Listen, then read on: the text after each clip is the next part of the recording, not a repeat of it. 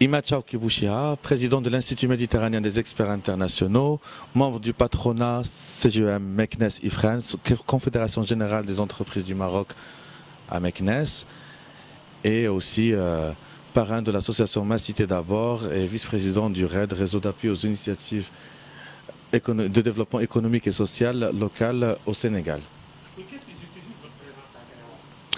Aujourd'hui, nous sommes dans la région de Kolda, précisément dans la ville de Kérouane, dans le village de Kérouane, pour du développement local. Vous savez, nous partageons la vision du président de chef de l'État Macky Sall dans le cadre des deux réformes, Plan Sénégal émergent et l'acte 3 de la décentralisation. Et ce qui justifie justement cette présence, c'est accompagner les collectivités territoriales, les communes, dans le cadre du développement et ne pas s'intéresser proprement à la gestion de la chose locale, mais aussi attirer des investissements, nouer des partenariats gagnant-gagnant avec des partenaires à la fois nationaux, africains et internationaux, et contribuer au financement et à l'accompagnement de projets créateurs de richesses, créateurs d'opportunités d'emploi et qui vont aider les populations à améliorer le quotidien de tous les jours.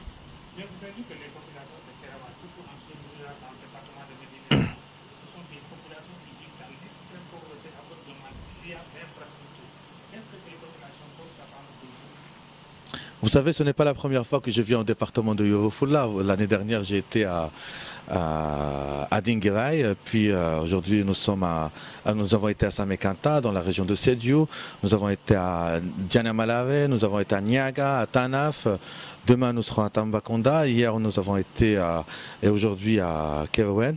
La région, il n'y a pas que la pauvreté, il n'y a pas que le manque d'infrastructures, il y a un enclavement.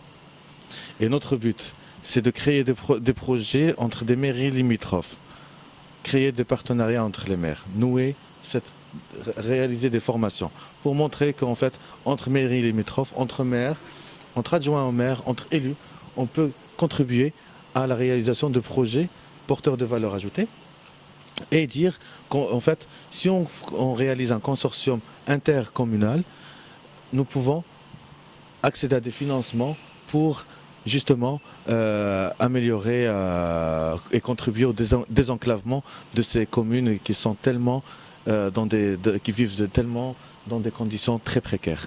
Et j'ai eu l'occasion de voir ça lors de ce séjour. Et puis je pense que c'est la 5e ou 6e fois que je suis dans la région et j'ai vu de mes propres yeux la souffrance et la précarité des populations qui vivent dans ces conditions.